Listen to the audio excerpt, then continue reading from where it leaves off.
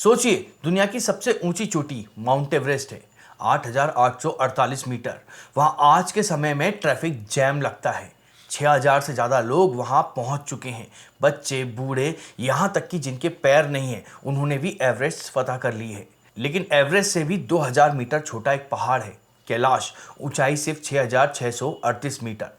लेकिन इतिहास गवाह है, आज तक एक भी इंसान उसके शिखर पर कदम नहीं रख पाया है। क्या ये सिर्फ एक संयोग है? जरा गौर से सोचिए, 21वीं सदी में इंसान मंगल ग्रह पर रोवर उतार सकता है, समुद्र की गहराइयों में जा सकता है, लेकिन इस एक पहाड़ के सामने नासा, इसरो और दुनिया की हर बड़ी स्पेस एजेंसी खामोश क्यों है? यहां आपकी घड़ी की सुइयां तेज चलने लगती हैं, दिशा बताने वाले कंपास काम करना बंद कर देते हैं, और जो भी ऊपर जाने की कोशिश करता है उसे एक ऐसी अनदेखी दीवार का सामना करना पड़ता है जिसकी व्याख्या विज्ञान के पास में भी नहीं है। क्या कैलाश सच में भगवान शिव का घर है, या फिर यह किसी प्राचीन सभ्यता द्वारा बनाई गई एक ऐसी मशीन है जिसे हम आज तक समझ ही नहीं पाए हैं? आज हम उस फाइल को खोलने जा रहे हैं जिससे आस्था के नाम पर बंद कर दिया गया है। तैयार हो जाइए, क्योंकि कैलाश का सच आपकी सोच से परे है। माउंट एवरेस्ट को फतह करना साहस का काम माना जाता है, लेकिन कैलाश को फतह करना असंभव है। और जब मैं असंभव कहता हूं तो मेरा मतलब मुश्किल चढ़ाई से नहीं है, मेरा मतलब उन अजीबोगरीब घटनाओं से है जिन्होंने दुनिया के बेहतरीन पर्वतारोही को भी घुटने टेकने पर मजबूर कर दिया है। कहानी शुरू होती है 1920 के दशक से। कर्नल RC विल्सन एक निडर पर्वतारोही हैं, कैलाश के बहुत करीब पहुंच गए थे। उन्हें लगा था कि उन्होंने एक सीधा रास्ता खोज लिया है। सब कुछ सही था, मौसम साफ था, सूरज चमक रहा था। लेकिन जैसे ही उन्होंने चढ़ाई शुरू करी, अचानक बिना किसी चेतावनी के सिर्फ और सिर्फ उनके रास्ते पर भयानक बर्फीला तूफान आ गया।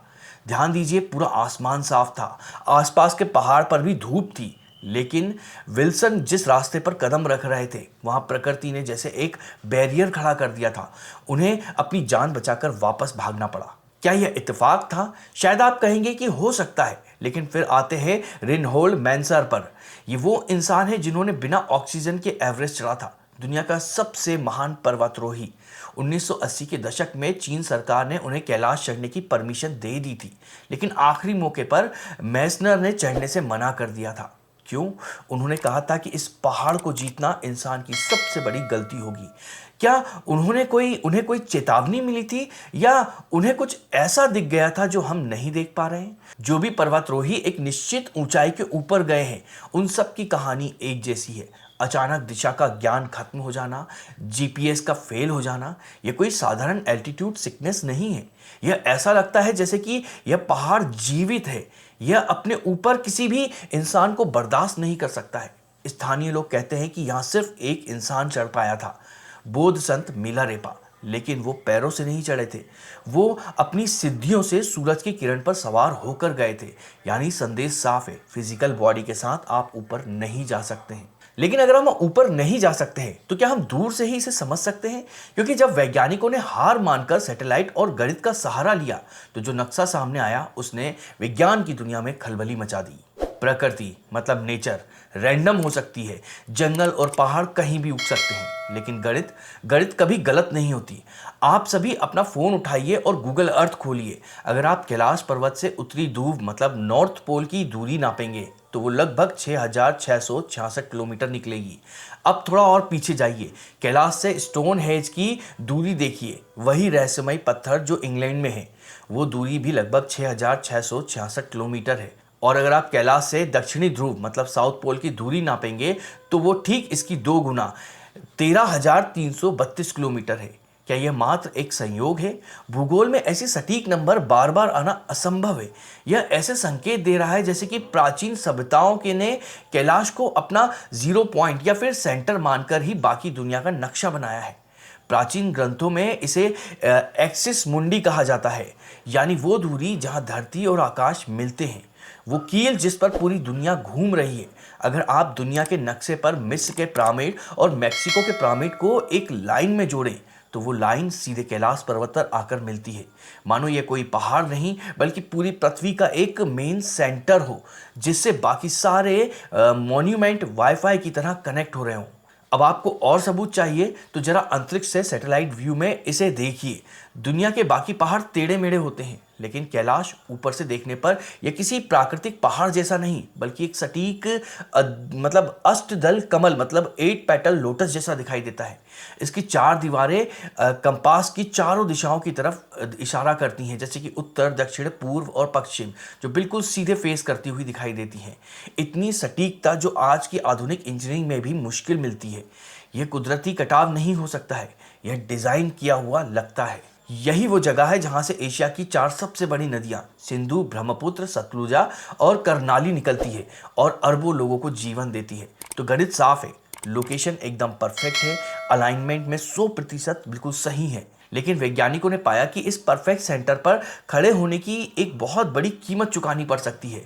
यहाँ सिर्फ दिशाएं मतलब स्पेस एक बिंदु पर नहीं मिलती हैं, यहाँ समय मतलब टाइम भी अपनी चाल बदल लेता है। अल्बर्ट आइंस्टाइन ने कहा था कि समय सापेक्ष है, मतलब टाइम इज रिलेटिव, यानी समय हर जगह एक रफ्तार से नहीं चलता है। हम किताबों में यह पढ़ते हैं, लेकिन कैलाश पर्वत पर जाने वाले लोग इसे अपने अंदर महसूस करते हैं। यह सुनने में किसी साइंस फिक्शन फिल्म की कहानी लग सकता है, लेकिन वहां जाने वाले सैकड़ों यात्रियों ने एक बात रिपोर्ट की है।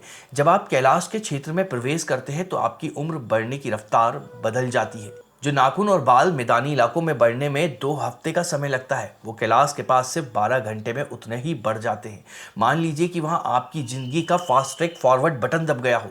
यह सिर्फ महसूस होने वाली बात नहीं है, इसके पीछे एक बहुत ही डरावनी हकीकत छिपी हो सकती है। एक बहुत ही चर्चित घटना है जिसे अक्सर दबे हुए सच की तरह बताया जाता है। कुछ साल पहले साइबेरियन पर्वतारोही का एक ग्रुप वहां गया था। कहा जाता है कि उन्होंने एक वर्जित रेखा मतलब फॉरबिडन लाइंस को पार कर दिया था, जहां जाना मना है। नतीजा, वापस लौटने के तुरंत बाद वे सभी बहुत तेजी से बूढ़े होने लगे थे। उनकी त्वचा पर झुर्रियां भर आई थी, शरीर कमजोर पड़ गया था और 1 साल के अंदर बुढ़ापे की वजह से उनकी मौत हो गई। क्या वहां कोई अदृश्य रेडिएशन है या फिर कुछ और है? रूसी वैज्ञानिक निकोलाई कोजीरेव ने एक थ्योरी दी थी जो इस पहेली को सुलझा सकती है। उनका मानना था कि समय मतलब टाइम एक तरह की एनर्जी है और इसे लेंस की तरह फोकस किया जा सकता है। कैलाश पर्वत की बनावट देखिए, उसकी ढलानें सीधी नहीं है बल्कि वे अवतल मतलब कॉनकेव है, बिल्कुल किसी डिश एंटीना या अवतल दर्पण की तरह। कोजिरेव का मानना था कि कैलाश की ये चट्टानें टाइम मिरर्स की तरह काम करती हैं। ये ब्रह्मांडीय समय की ऊर्जा को एक केंद्र बिंदु पर फोकस करती हैं। अगर आप उस फोकस पॉइंट पर खड़े हैं तो आपके लिए समय की गति पूरी दुनिया से अलग हो जाएगी। शायद यही वजह है कि हमारे प्राचीन ऋषि मुनि हजारों साल पहले वहां तपस्या करने जाते थे। शायद वे जानते थे कि वहां कम समय में हजारों सालों का ध्यान लगाया जा सकता है। वहां आज भी आपकी आधुनिक घड़ियां, डिजिटल कैमरा और ड्रोन काम करना बंद कर देते हैं। बैटरियां मिनटों में डिस्चार्ज हो जाती हैं, मानो कोई शक्ति उस मशीन को स्कैन कर रही हो। अगर पत्थर समय को मोड़ रहे हैं और दिशाएं वहां काम नहीं कर रही हैं, तो अब हमें उस सबसे बड़े दावे का सामना करना होगा जिसने 1999 में भूवैज्ञानिकों के पैरों तले जमीन खिसका दी थी। बचपन से हमें पढ़ाया गया है कि पिरामिड का मतलब होता है मिस्र मतलब इजिप्ट, लेकिन अगर मैं आपसे कहूं कि मिस्र के पिरामिड सिर्फ एक छोटे मॉडल हैं और असली चीज the mother of all pyramids मिस्र में नहीं बल्कि तिब्बत में बर्फीले रेगिस्तान में खड़ी है। 1999 में रूसी वैज्ञानिकों की एक टीम जिसे लीड कर रहे थे डॉक्टर अंसर्ट मुल्दासेव, इन्होंने एक ऐसा दावा किया जिसने दुनिया को हिलाकर रख दिया। उन्होंने कहा कि कैलाश कोई प्राकृतिक पहाड़ नहीं, ये एक मैन मेड पिरामिड है। सुनने में यह पागलपन लगता है ना? लेकिन जरा सबूतों पर नजर डालिए। एक साधारण पहाड़ टेक्टोनिक प्लेट के टकराव से बनता है, वो रैंडम होता है, उबड़ खाबड़ होता है। लेकिन कैलाश की बनावट देखिए, इसकी दीवारें बिल्कुल सीधी हैं। अगर आप जूम करके इसकी बनावट को देखेंगे तो आपको चट्टानों की लेयर्स दिखाई देगी जो बिल्कुल वैसी लगती है जैसे कि एक के ऊपर एक विशाल ईंटें रखी गई हों। मुल्दासेव की टीम ने एक दावा किया था कि कैलाश अंदर से खोखला है, होलो हो सकता है और यह अकेला नहीं है। उनकी रिसर्च के मुताबिक मुख्य कैलाश पिरामिड के चारों तरफ 100 से ज़्यादा छोटे मोटे पिरामिड हैं, अजीबोगरीब पत्थर के ढांचे हैं जिन्हें उन्होंने सिटी ऑफ गॉड्स कहा है। अब आप तुलना कीजिए, मिस्र का सबसे बड़ा पिरामिड लगभग 146 मीटर है और कैलाश इसकी ऊंचाई 6600 मीटर से भी ज़्यादा है। अगर ये सच में एक पिरामिड है तो इसे बनाने वाली तकनीक हमारी आज की मॉडर्न इंजीनियरिंग से हजारों साल आगे रही होगी। भूवैज्ञानिक कहते हैं कि यह सिर्फ सेडिमेंट रॉक है जो प्राकृतिक रूप से ऐसा दिखता है, लेयर्स के अंदर दिखता है, लेकिन गणित कहते हैं कि प्रकृति में इतनी सटीकता मतलब सिमेट्री बनना मतलब मैथमेटिकल रूप से लगभग असंभव ही है। तो सवाल ये उठता है कि अगर यह एक विशालकाय पिरामिड या मशीन है तो इसे चलाने के लिए ऊर्जा मतलब फ्यूल कहाँ से आता है? इसका जवाब इस पहाड़ के शिखर पर नहीं बल्कि उसके पैरों में छिपा हुआ है। इन दो झीलों में जो अपने आप में एक बहुत बड़ा विरोधाभास क्रिएट करती हैं। प्रकृति का एक नियम है संतुलन मतलब बैलेंस। जहाँ दिन है वहाँ रात है, जहाँ सुख है वहाँ दुख है। लेकिन कैलाश पर्वत के नीचे यह नियम एक भौतिकीय रूप ले लेता है। कल्पना कीजिए दो झीलों की, दोनों एक दूसरे से सटकर मौजूद हैं। बीच में जमीन की सिर्फ एक पतली सी पट्टी है। दोनों का पानी एक ही ग्लेशियर से आ रहा है, लेकिन इनके स्वभाव में स्वर्ग और नर्क, जमीन और आसमान का अंतर है। पहली झील है मानसरोवर, दुनिया की सबसे पवित्र और सबसे ऊंची ताजे पानी की झील में से एक। इसका आकार एकदम गोल है जैसे सूरज। इसका पानी मीठा है जिसे पिया जा सकता है। और ठीक इसके बगल में दूसरी झील है जिसे राक्षस ताल कहते हैं, जिसका पानी इतना खारा है कि इसमें कोई जीव ही नहीं पनप सकता है। स्थानीय लोग इसे राक्षसों की झील कहते हैं। राक्षस ताल जिसका सीधा कनेक्शन रावण से माना जाता है। वैसे रावण और उसकी असली लंका को लेकर भी विज्ञान ने हाल ही में कुछ चौंकाने वाले दावे किए हैं कि असली लंका शायद जमीन के ऊपर नहीं बल्कि पानी के नीचे मिली है। अगर आप रावण के उस रहस्य को गहराई से जानना चाहते हैं तो हमने उस पर एक डिटेल से वीडियो बनाया है, scientist shocked Ravan the real Lanka found under water. इस नाम से आप हमारे चैनल पर उस वीडियो को देख सकते हैं अगर आप चाहते हैं उसको डिटेल से समझना तो।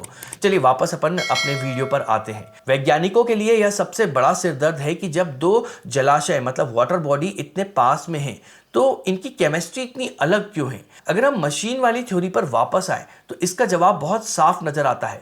हम इलेक्ट्रॉनिक डिवाइस को चलाने के लिए बैटरी की जरूरत पड़ती है और यह बैटरी दो टर्मिनल होते हैं, एक पॉजिटिव और एक नेगेटिव। कैलाश पर्वत वो विशाल मशीन है जो ये दोनों झीलों से मतलब मानसरोवर मतलब जो पॉजिटिव है और राक्षस ताल जो नेगेटिव चार्ज है उसकी बैटरी है। इतने सारे सबूत, इतने सटीक गणित, इतनी गवाहियां, तो फिर दुनिया की सारी सरकारें चुप क्यों हैं? नासा जिसने मंगल ग्रह का कोना कोना छान मारा है, उसने कैलाश की एचडी इमेज अभी तक पब्लिक क्यों नहीं करी है? हम ऐसे युग में जी रहे हैं जहां इंसान की तकनीक भगवान को चुनौती दे रही है। हमारे पास ऐसे रडार है जो जमीन के मीलों नीचे देख सकते हैं।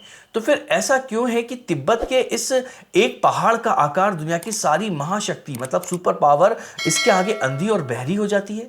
सोचिए चीन जैसा देश जो अपनी सीमाओं को लेकर इतना आक्रामक है, वो कैलाश के मामले में इतना धार्मिक और सहिष्णु कैसे हो जाता है? जब 2001 में एक स्पेनिश टीम ने कैलाश चढ़ने की जिद की थी तो चीन सरकार ने तुरंत उसे बैन कर दिया था। दुनिया को आधिकारिक कारण बताया गया, हम धार्मिक भावनाओं का सम्मान करते हैं। लेकिन जियोपॉलिटिक्स को समझने वाले जानते हैं कि असली कारण शायद कुछ और ही था। अफवाहें हैं कि चीनी सेना ने गुपचुप तरीके से कई बार कैलाश के रहस्य खोलने की कोशिश की, लेकिन हर बार उन्हें कुछ ऐसा मिला जिसने उन्हें पीछे हटने पर मजबूर कर दिया। चाहे वो सैनिकों की रहस्यमय मौत हो या इलेक्ट्रॉनिक उपकरणों का पूरी तरह से ठप हो जाना। तिब्बती बौद्ध धर्म और बोन मान्यताओं के अनुसार कैलाश सिर्फ एक पहाड़ नहीं है, ये एक द्वार है जिसके नीचे एक पूरी अलग दुनिया है जिसे संभाला या फिर अगाथा कहा जाता है। एक ऐसी सभ्यता जो हमसे हजारों साल आगे थी। क्या यह मुमकिन है कि जिसे हम सरकारों का बैन या मनाही मतलब रोक समझ रहे हैं वो असल में एक सुरक्षा घेरा हो? शायद सरकारें हमें वहां जाने से इसलिए नहीं रोक रही हैं कि भगवान को नाराज हो जाएंगे वहां पर, बल्कि इसलिए रोक रही हैं क्योंकि हम उस तकनीक या उस सच का सामना करने के लिए अभी तैयार ही नहीं है। कैलाश पर्वत एक खामोश प्रहरी की तरह खड़ा हुआ है। यह हमें याद दिलाता है कि इंसान चाहे जितना भी घमंड कर ले, इस ब्रह्मांड में अभी भी कुछ ऐसे रहस्य हैं जो हमारी समझ से बहुत ऊपर हैं। वैसे रहस्यों की बात करें तो कल की अवतार और भविष्य को लेकर भी कई सारी भविष्यवाणियां हैं जो अब सच होती हुई दिख रही हैं। क्या कलयुग का अंत 2026 में शुरू हो गया है?